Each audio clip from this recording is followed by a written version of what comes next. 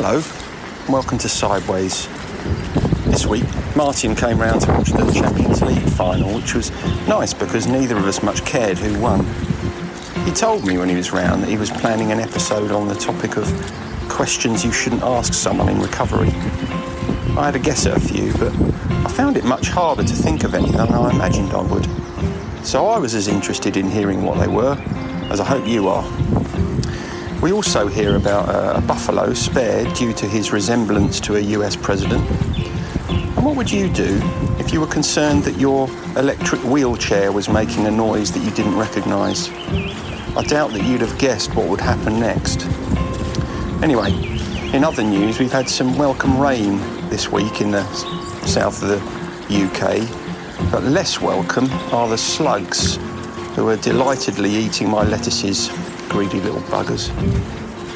And also, before I go, the World Cup begins soon, so if you're dreading that, or if you have a partner who's obsessed with the game to a level that bewilders you, check out my essay on Substack this coming Sunday, where I try to unpack the reasons we can't let go of things we can objectively recognise to be unimportant.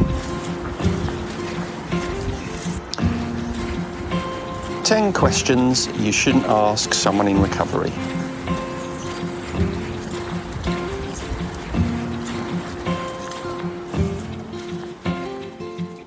There you are.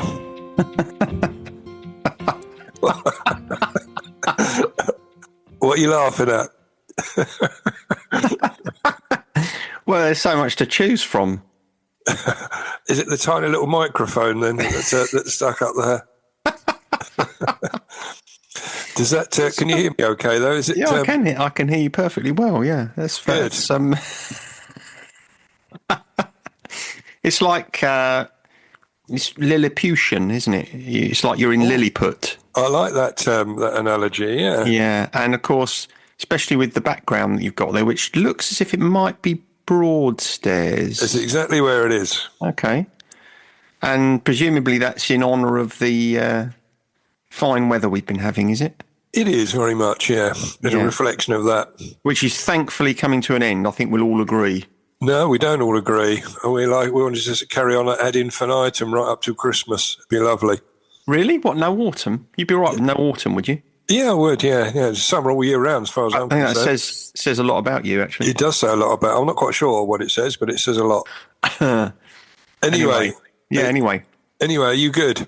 Yeah, I'm fine, thanks. Yeah, this is actually perfect for me today. It's about, 22, 23 degrees. Yeah. A little bit Slightly overcast. Fabulous. Yeah. You can do stuff, can't you? You can do stuff without feeling as if you need to have a lie down in a darkened room. Yeah, well, I suppose so. Yeah, it suits those people that have that sort of disposition. Yeah, absolutely. Yeah. Normal people, in other words. Huh? Normal people, in other words. Well, however that is defined. But I'll crack on, shall I? Yeah. Why not? Yeah. Well, because I came across this article. Yeah. Okay, recently that was talking about things that you should avoid saying to someone with an eating disorder. Right.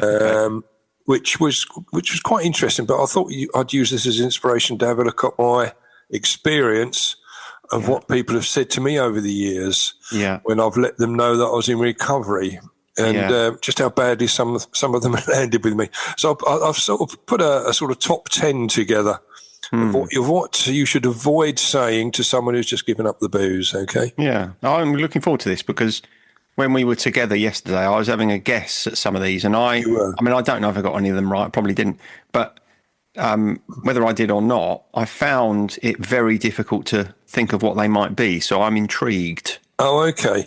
Well, I'm sure once, because when I went through this again this morning, I found some more that I could sort of add on, but I've just kept it at 10. I've sort of just added them in sort of thing. Yeah. All right. Yeah. Anyway, before we start, a couple of things. There's one that caught my eye. There was a buffalo in Bangladesh. Yeah. Okay, that has been spared from a religious sacrifice. Good so far. Good after a last minute government intervention. Yeah, and the reason they intervened is because the buffalo looked like Donald Trump. They thought that was a reason to spare him. Well, it depends what side of the fence you sit, I suppose. But yeah, Right. it was. They decided they didn't want to create an international crisis. Oh, right. Well, what they found was that once it went a little bit viral, this Donald Trump lookalikey. Yeah. So they moved it to the National Zoo, where it's become a real big tourist attraction. Oh, and have they called it Donald? I suspect they have. It didn't say that in the article, but I thought that was quite interesting because it had this sort of this strange hair on top, which looked a bit Trump-esque. Right. Yeah. I wonder how President Trump would take to that. I suspect once, if he listened to our podcast, we wouldn't be allowed into America, would we? No. If you had to be likened to an animal, which one would you choose? Giraffe. We've had it. Actually, I asked you this question recently. I think you probably did, yeah. Yeah. Which is why I could answer it so quickly. Yeah. But that was perhaps it's the sort of, is that the sort of question you shouldn't ask someone who's in recovery? No, I think that one's all right. Is it? Right. I'm going to make a note of that then. So next time I meet someone who's in recovery, I'll know that if small talk dries up a little bit, at least I can ask them which animal they'd most like to be likened to. Yeah. It's something I've been likened to all my life, really, especially when I was I suppose when I was about 14, 15, I was skinny as a rake, and I was at sort of the height that I am now, so I stood out amongst my peers. Perhaps that's why when we had this exchange, I chose elephant. I can't remember what you chose, but I think I might have chosen elephant. Or maybe I chose dog. I don't know. But anyway, the buffalo looks like Donald Trump. Big tourist attraction. So if you're ever in Bangladesh, go and have a look. Yeah, I definitely will. I'll definitely put that on my list of things to do in Bangladesh. Okay, yes. Yeah. The second one was a good headline that I quite liked. The story itself isn't that great, but woman runs away from exploding wheelchair. I quite liked that one. What happened, she had heard it making a clicking noise. It was inside her house. Right. And she sort of searched online for answers, and it was recommended that she moved it outside, which she did just in time before it absolutely exploded. Wow. So it was a good headline and quite a happy ending, really, apart from the wheelchair. She had to get a new wheelchair, but at least it didn't. So it was her wheelchair then? I'm sorry? It was her wheelchair, was it? It was her wheelchair. It was obviously an electric one, and the battery was clicking about, and then kaboom. You see, my mind immediately goes to, can you imagine you're going round Aldi in your wheelchair and you hear the clicking?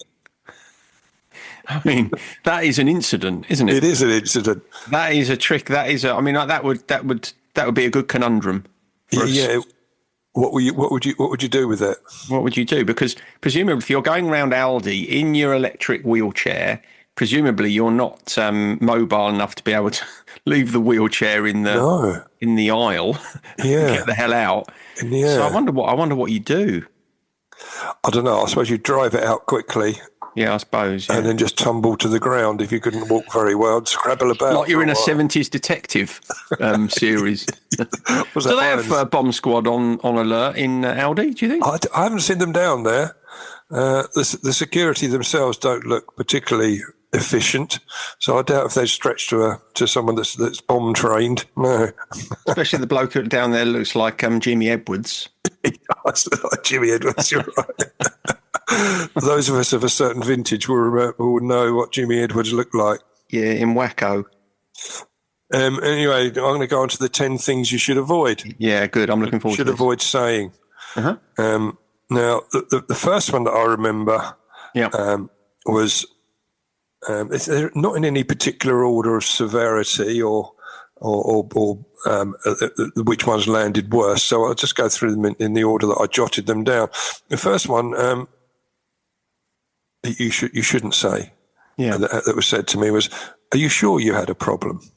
Oh, all right, because that can feel quite sort of invalidating, really. And many people struggle privately a long time before it ever sort of hits the headlines, as it were.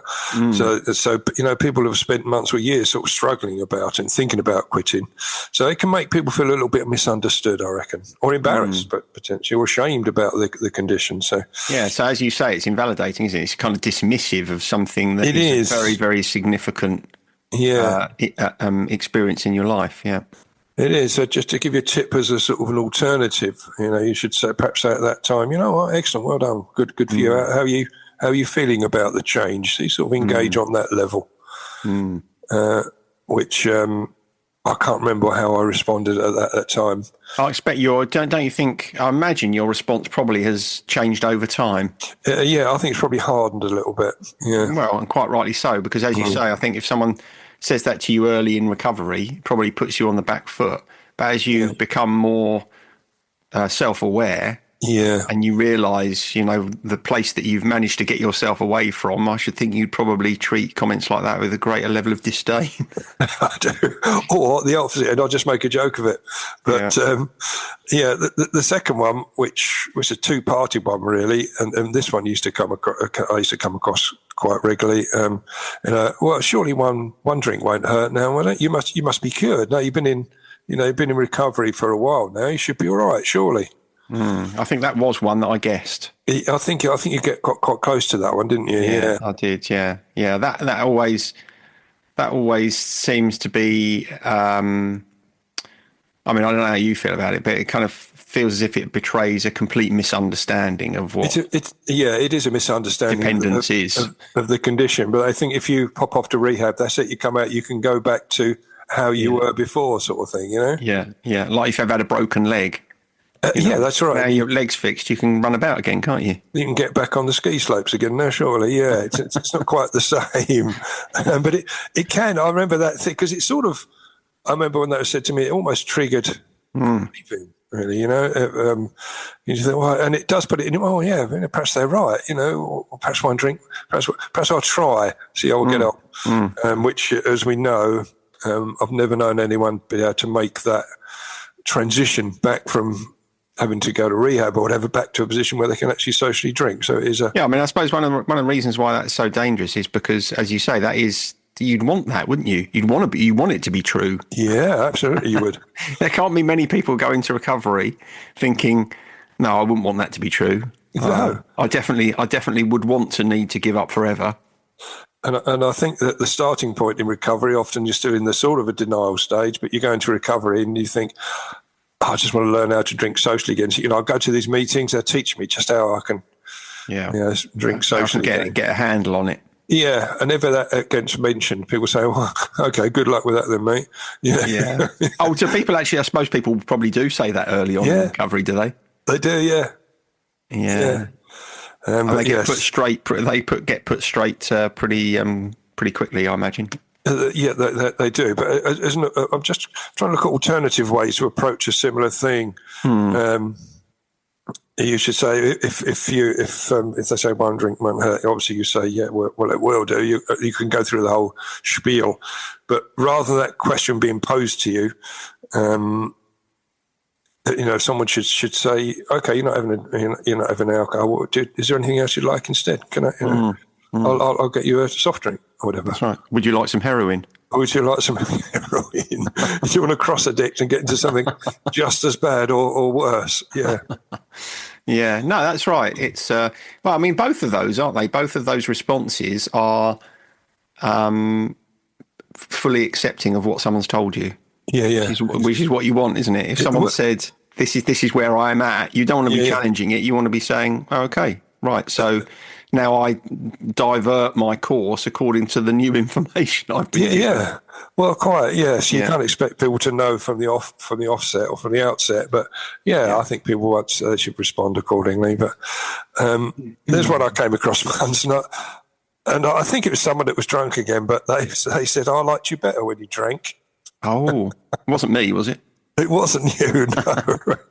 I mean, that was one of the most emotionally damaging things that I heard. Liked you better when you drank. Yeah. Yeah. Do you remember who it was? I'm not going to ask you who it was. I do remember. I do remember who it was. It wasn't someone I was particularly close to, but it was someone I used to drink regularly with.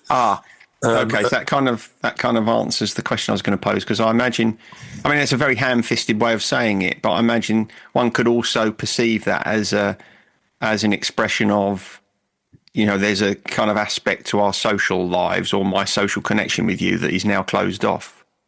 And that's. I've told you before, you ruined pubs for me. Well, and that there is another. One of the phrases further on down my notes that sort of touches on that. Right. But I think what you tend to feel when that happens, that the other person feel they're losing one of their gang potentially.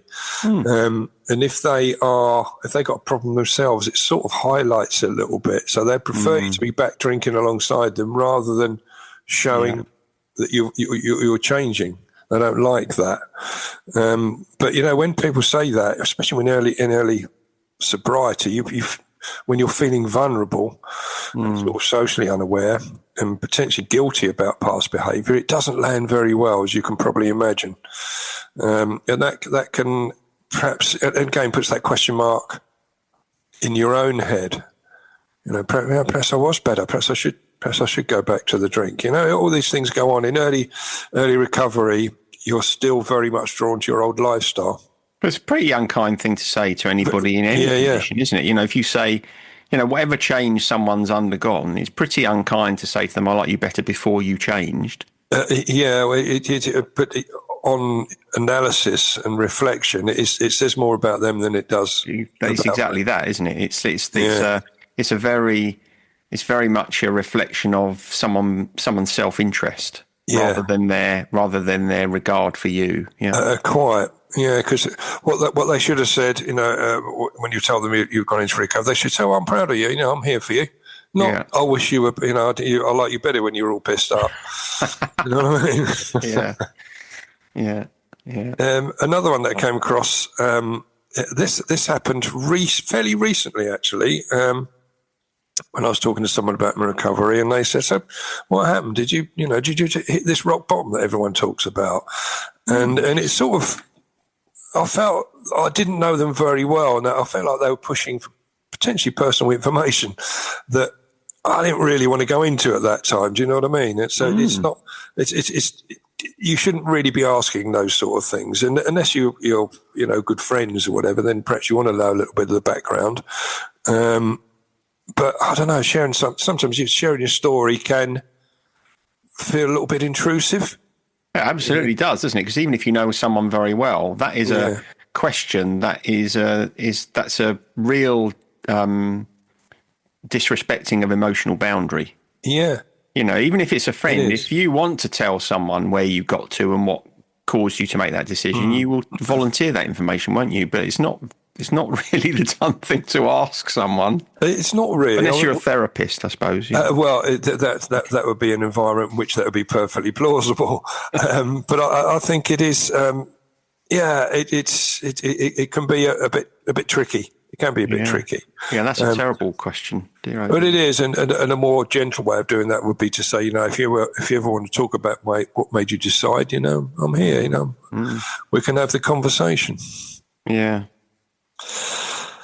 One that I've come across quite regularly as well, which is it's two ends of the scale, but I've rolled them into one thing here, really, one point.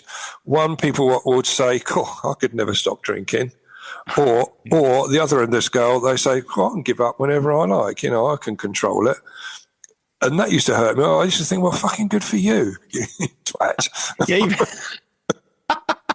Even though in most cases it isn't true. Well, quite, yeah. If they have to clarify, it normally isn't true. Yeah. Yeah. So rather than being questions, they're kind of statements that are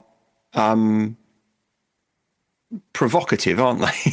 in the extreme. Yeah, they are. I mean, I suppose it's meant as a compliment initially. I could never drop. You must be really strong to be able to do it, sort of thing. But it's such a cat-handed way of doing it. But again, isn't it also a misunderstanding, because you're not comparing apples with apples, are you? No. I'm probably not a very good example, but if someone who hasn't had an issue with alcohol is to say, "Well, I couldn't give up." Well, if you're in a situation where actually you don't really need to, It's not a fair comparison, is it? If your life doesn't depend on whether or not you give up drinking, why are you comparing yourself with someone whose life did? Well, quite, yeah. It is. It's very cack-handed. And I was trying to think of a better way that perhaps someone could broach that, and probably they could acknowledge the strength. It takes a lot of strength. I admire what you're doing. I think it's exactly that, isn't it? Yeah, and leave it at that. But yeah, it is when they say, "Oh, I can do it," it's easy for me. It's a bit like people doing dry January, and then suddenly I think, "Oh, what are you complaining about? I gave up for a whole month, and it was easy." Yeah, when you think about that, though, that when people, if people say, "Oh, I could give up whenever I want to," there is absolutely no reason for you to have made that observation unless you couldn't. I agree. There's something behind the statement, isn't there? Yeah, it's like you're telling yourself you could. You're trying to convince yourself. They're not really telling you, are they? They're trying to make sure that they're kind of checking in with themselves and saying, "Could I give up? Yeah, I could give up. Oh, let's move on." Because I don't really want to think about that. I don't want to try. Well, quite yes, I agree. The next one, which. It came across quite a lot. Was but you don't look like an alcoholic. So it's sort of so it sort of reinforces the stereotype, and it sort of I don't know. I felt like it sort of dismissed the seriousness of the decision. What does an alcoholic look like? Again, and alcoholism is not always visible. I mean, many people can maintain jobs and drink heavily. I don't even know. I mean, I don't understand that. What is there? Is there a kind of generic idea of what an alcoholic looks like? Yeah, there's a generic idea, and they're probably the same that I had when I first went to an AA meeting or something. I thought I'd be walking into a room with people that I'd seen drinking under the bridges in Maidstone, all dishevelled and filthy. And homelessness is synonymous with alcoholism, then. Yeah. Right. Yeah, okay. and that's the stereotype. So I can understand people saying that because I probably had the same impression. Right. Okay. But it's clearly wrong. I think there's quite a high incidence of alcoholism amongst GPs, isn't there? There is, and we have GPs in. Obviously, anyone that works in hospitality, we tend to get quite a few of those into the rehab, and scaffolders. Oh. Did you get many therapists in? No, I haven't had any. Not that I'm aware of. We've had people that have had counselling qualifications. Yes. That's interesting. That's a whole other topic then. It is really, isn't it? But I think it's this avoiding of the labels. I think it's it can be tricky when you get stereotyped. And I couldn't really think of an alternative for that. But you don't look like alcoholic. A nice thing would say, "Oh well, it sounds like the right step for you to take." Sort of back up what you're. All of the alternative things to say are all about acknowledging what someone's told you, aren't they? Yes. Yeah. And this is one that perhaps you would resonate with more. Number 7. So does that mean we can't go out anymore? So it makes you feel like your change is a burden on them. Yeah. And I think one of the biggest fears is that, and I still come across this on a daily basis, and the biggest fears of going into recovery, you're going to lose all your friends, or you're going to be excluded socially. And that sort of comment reinforces that fear. It makes the transition that much lonelier. Well, I suppose there is some truth in that. If a lot of your friends were friends on the basis that if you only had kind of drink in common with them, for example. Exactly. Yeah. If that was all that bound you together, it's strange when you go into recovery. The friends that you maintain, or the friends that come back into your life, are the ones that sort of care, and want to be supportive and don't want to drag you back to your own ways. I mean, the alternative from that quotation, so does that mean we can't go out anymore? The alternative would be, we can still hang out, whatever makes you comfortable. We can go to I've got an alternative one. Go on then. An alternative, different response. Okay. My response would be, "Oh, that's good, because that's going to save me a lot of money." Because not going in pubs must have saved me a lot of money over the years. Yeah. And I'm sure if you were still drinking, I'd have spent a lot more time in pubs than I have done in the past 20 years. Yeah, undoubtedly, yeah. Yeah. So there's a gain for you out of me going into recovery. Exactly. Yeah, I've been able to spend it all on vets bills. Yeah. You've just redirected your finances, haven't you? Yeah, exactly. Yeah, Daisy's very grateful. Number 8. Yeah. I hope this doesn't mean you're judging me for drinking. Now, this is quite a tricky one, and I have had that said. You're going to start judging me now, because I think you sort of automatically go into the mode where you're just going to be. You discriminate against people that still drink. But you must notice more when you go into recovery. Don't you naturally notice more about other people's drinking? Oh yeah, you do. You become very very attuned to the point where you can spot when someone's had one drink. Yeah, you can see that subtle change. Yeah. But it doesn't mean you're going to end up being all judgmental. No. There's a difference between being judgmental and noticing behaviour in a different way. Sure. Yeah. There is. I suppose. Again, I was looking for a better approach for this, and it was quite tricky. It depends how you feel about your drinking, I reckon. Yeah. Because I mean, if you were close with someone who was in recovery, another way of framing that, if you were concerned about your own drinking, might be to say to them, "What do you think about my drinking?" Well, I think it's in conflict with their own insecurity a lot of the time. Yeah. I really do. I mean, I think that if you're recognising, if you take that as an opportunity to recognise something that you might be concerned about in yourself. Then that would be a reasonable response, wouldn't it? But, that to say to someone, I hope you're not going to start judging me, is a bit like that one we were talking about before. That comes from a place of insecurity, as you say. Yeah, it does. From a place of, you almost don't need to say it because having that thought is answering the question. I think you said, we've said before, haven't we, that if someone asks themselves the question, am I drinking too much? The answer is almost definitely yes. Absolutely, yeah. Yeah, it is. And it is tough because, I mean, if you say that to someone that's just gone into recovery, they often, to avoid the tension and conflict, they'll just move out of your life, or they'll just, they'll hide their progress from you. It's a difficult one. But yeah, I do get that. People think you're going to become evangelical about it, and I am sometimes jokingly about it. Yeah, but I wouldn't have judgment. We often again talk about that in groups about we can't expect our condition we can't expect to inflict upon other people, as we've spoken about before. But it's just nice if someone acknowledges the boundaries and can act accordingly. Yeah. This is one that I came across quite a lot. I didn't think you drank that much. Oh. Yeah. Because that's interesting. Anyone who would have known you in those days would have known that you did. Well, but you become quite cunning when you're in the throes of alcoholism. So you drink loads before you go to the pub, for example. So people will potentially see you only drinking 2 or 3 beers and think, you don't have a big habit. Yeah. And especially the drunker they get, they don't notice anyway, So it's the reference points are quite difficult for them. So it's and often the shame and guilt that you're feeling around being in the madness, you do your very best to hide. Yeah. So it's not surprising when people say that, but it doesn't land very well, really.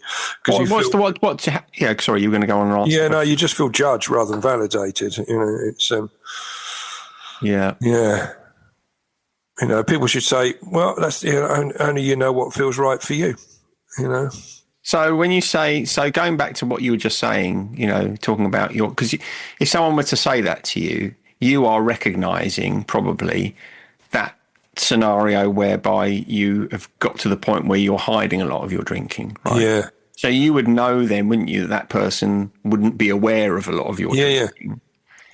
And so I'm interested in the specific feeling that gives you, because someone's saying, I didn't think you drank that much, and you're thinking, well, no, you wouldn't, but I know that I do. I'm wondering, what the kind of impact of that is, because in a sense, it's kind of it could be construed as quite an innocent observation, couldn't it? Yeah. Yeah, it could be. And so is it making you think about your sort of secretive behaviour? Yeah, then? exactly what it does. Okay. It's almost as if you didn't drink that much. What are you going to rehab for? Which is another sort of nuance to that question.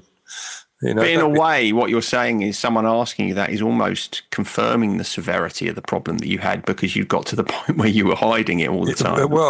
Again, but when you're early on in recovery and you're feeling vulnerable, it can be, if you think, if other people didn't think I'm drinking too much, perhaps I wasn't.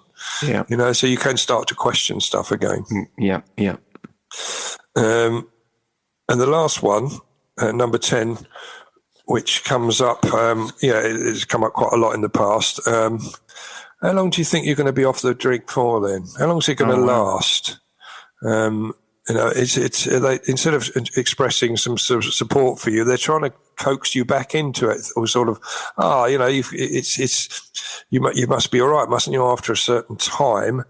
But again, the other part of that question sometimes, I remember being sober for 4 months.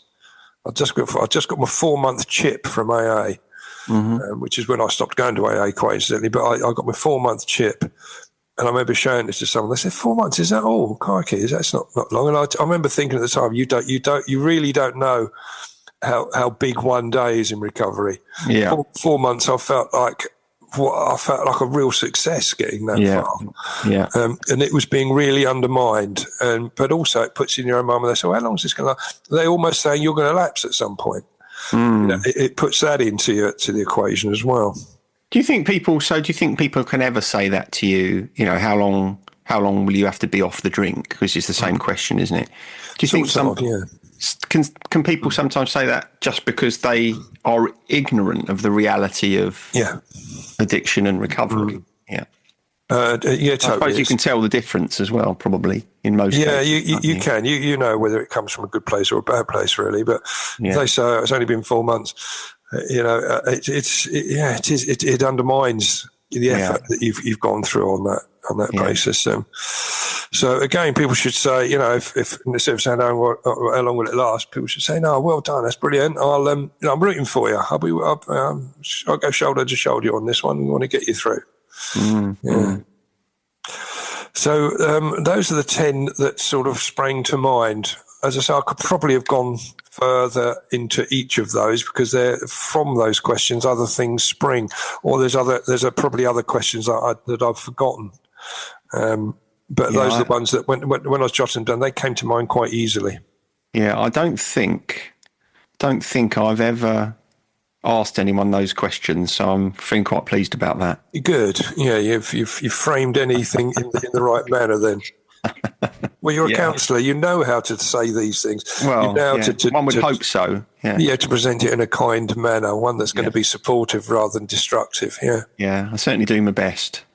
Okay, so that's my top 10. Very good, excellent, lovely. So the next part was the conundrum feature. You manage to find one? I'm so well prepared. I've even written it in my notebook. Well done, because I think yesterday you weren't quite sure, were you? No, but I had a good think about it this morning, and I decided on one. So, what do you think of this one? So, I'm calling it the magic button. Right? Magic button. Yeah, not the chocolate button, because I know you used to like those. I know you used to eat them in bed. So, if you had you're in recovery, right? Yeah.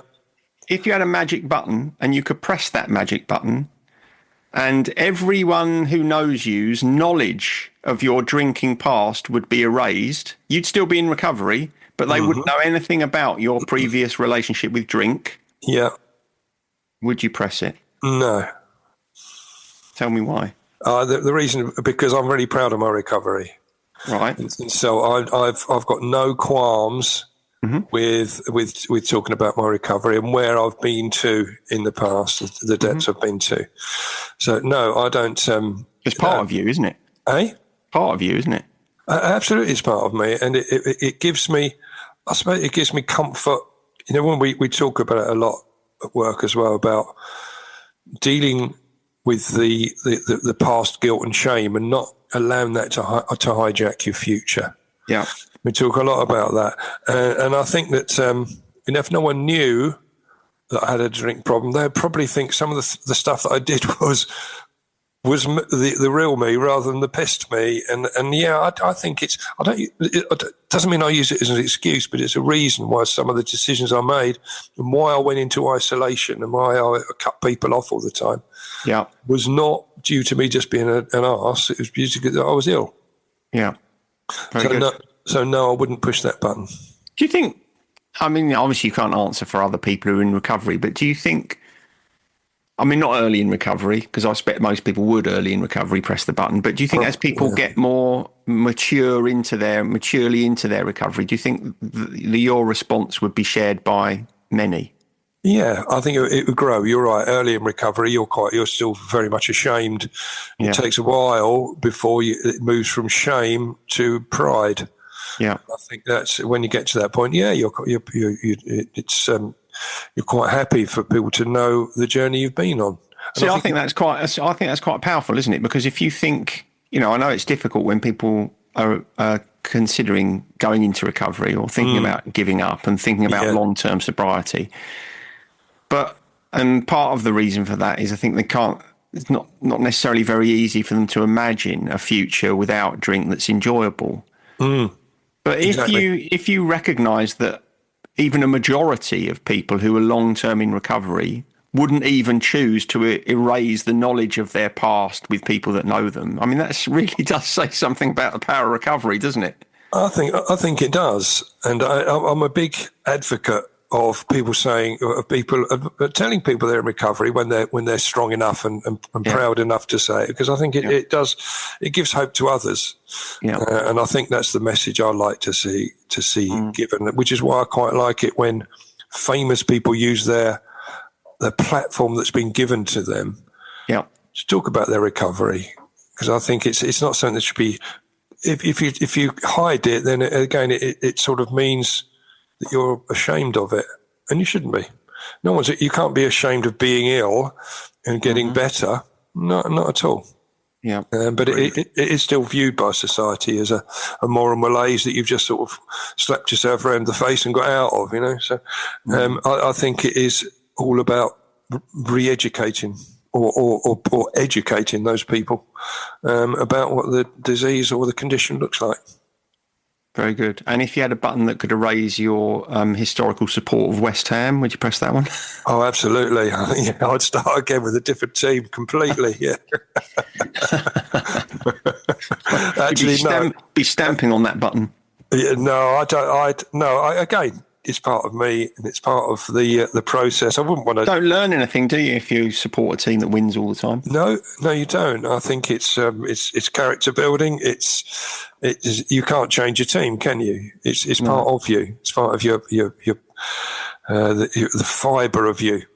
I know the people that don't like football won't particularly understand that, but it's part of your identity. Which is why it hurts a little bit when they're terrible all the time. You just look for the glimmers. Well, hang on, this is going out on Thursday, isn't it? So if you read my Substack on this coming Sunday, then it's all about that very topic. All right. Why we get stuck on football and we can't let go of it, which should probably be quite useful for some people listening who've got partners who really like football and they just don't understand why.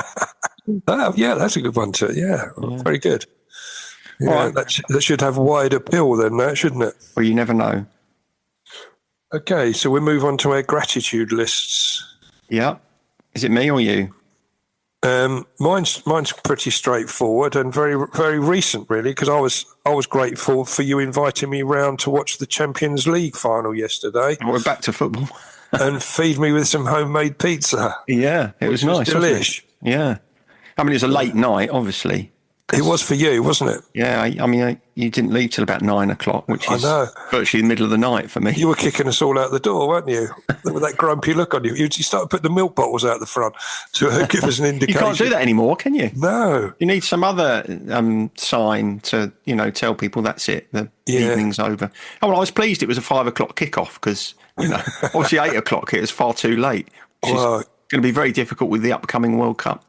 It was very nice to see you. So, It was good. And we had a hug. It was the first time. We had a hug, yeah. I think that's the first hug we've ever had, isn't it? First hug we've ever had. And that was, we took heed of our own advice, didn't we? We did, yeah. It was very nice. Yeah, it was good.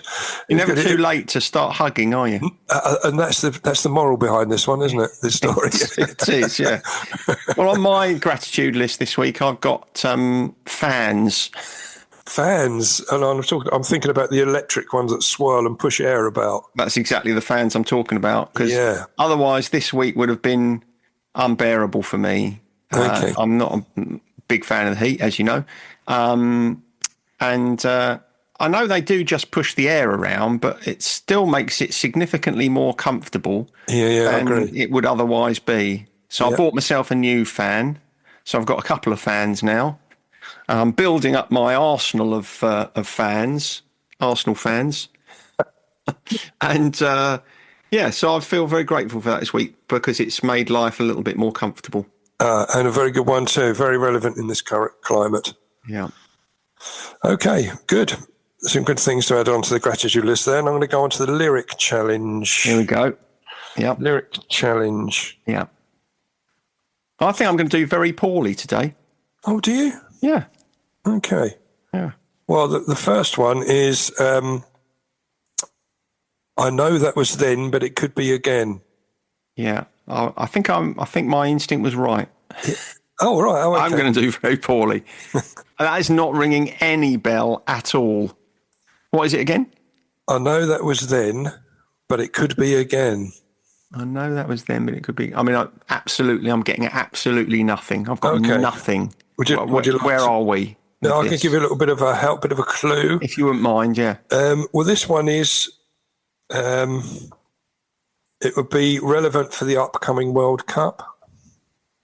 Which is in America. No, it's the fact that England are playing in the World Cup. Oh. Is it one of the England World Cup tunes? Yeah. Well, it's one that was famous. Is it World in Motion? No. Oh, is it... You're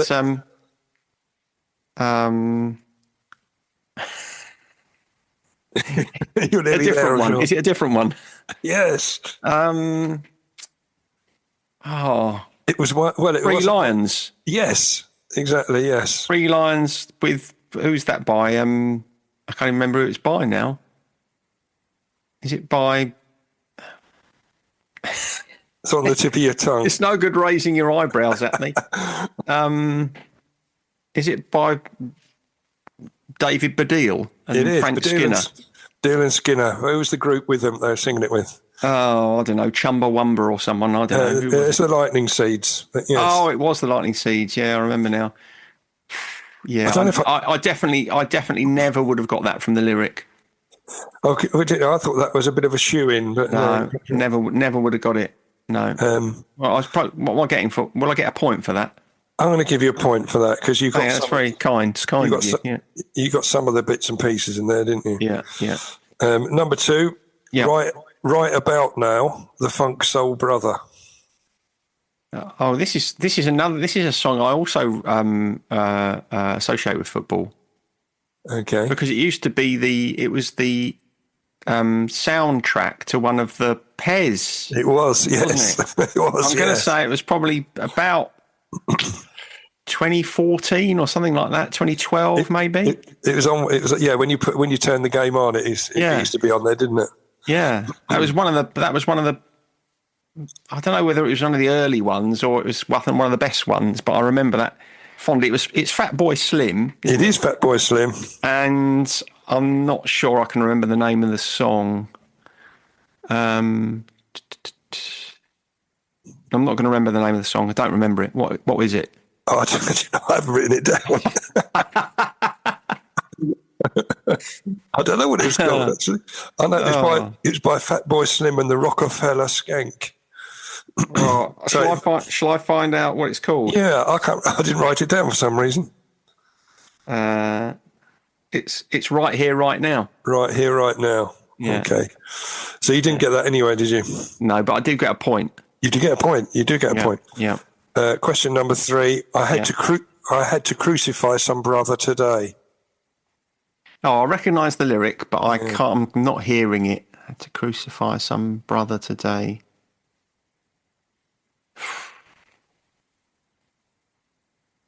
I can't even hear the tune. Can you give me any clues? Britpop.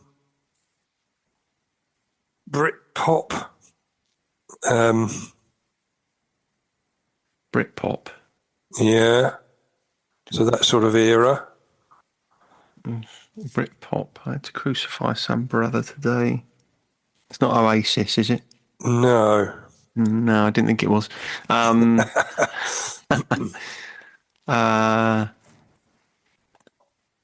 Is it a band? It is. It is a band. Yeah. They used to like a few drugs.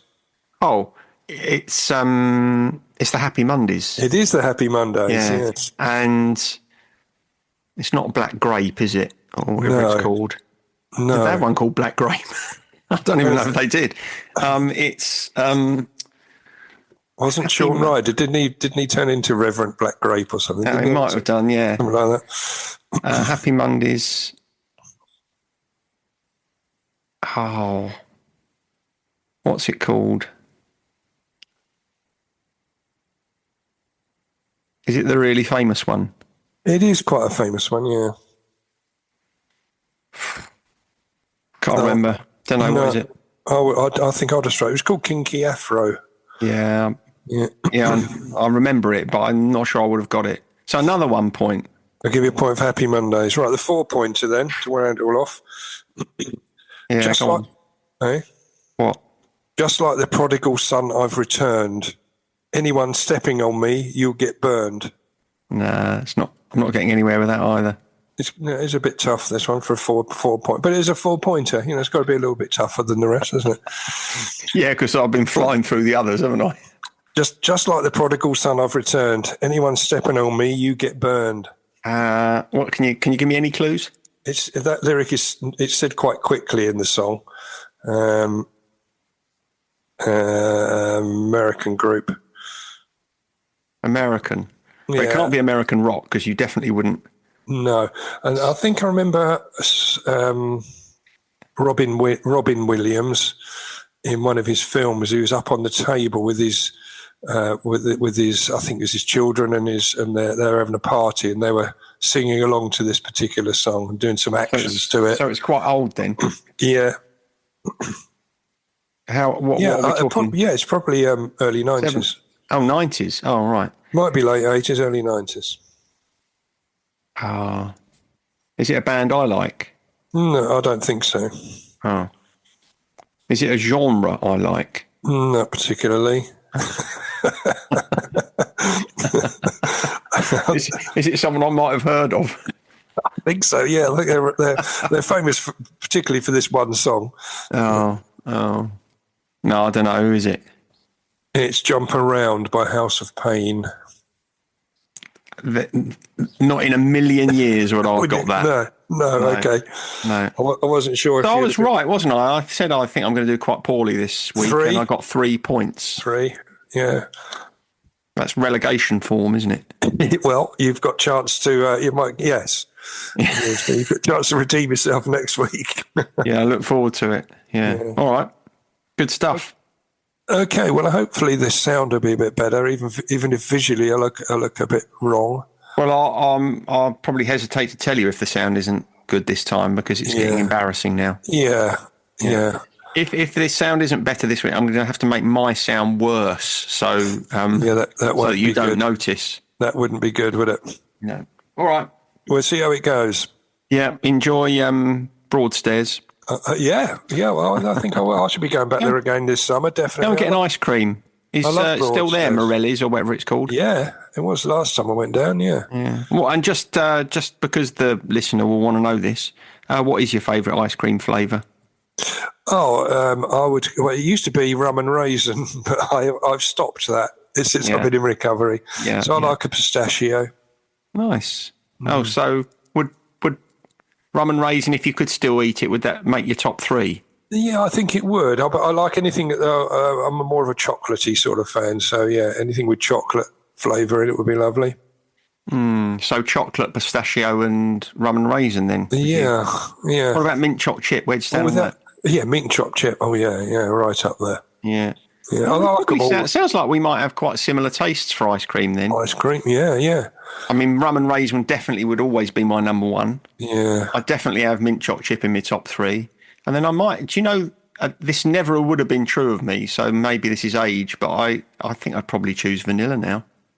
Yeah, I think you're right. I think it is a nice, it's a straightforward choice, isn't it? You know, you can't go wrong with it.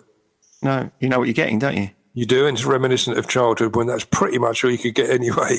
Yeah, that's true. When Mr. Whippy came round, or Tony Bell. It was just out of the machine, just came vanilla, didn't it? Yeah, did you prefer Mr. Whippy or Tony Bell? I think I quite liked Tony Bell. It was slightly whiter, was a Tony Bell. It was, and I think they were doing the football cards as well at one point, which made it better for me. Yeah. All right. Well, let's not bang on about ice cream. No, we won't. We'll do another episode just on ice cream. Now that, I'm definitely up for that one. Yeah, I'm all over it. All right. Okay. Thanks, mate. Laters. See you later. Bye. Bye. Sideways was created by Graham Landy and Martin Pankhurst. If you want to read more about our work or sort through the extensive archive of past episodes, just visit grahamlandywellbeing.co.uk/sideways-podcast. You can follow us on Twitter or Facebook or Instagram at Sideways Podcast, and you can email us if you have a question or if there's something you'd like us to cover. But most of all, we want to tell you how grateful we are that you come and listen, and we ask that if you've enjoyed what you've heard, that you spread the word. And we'll see you next week.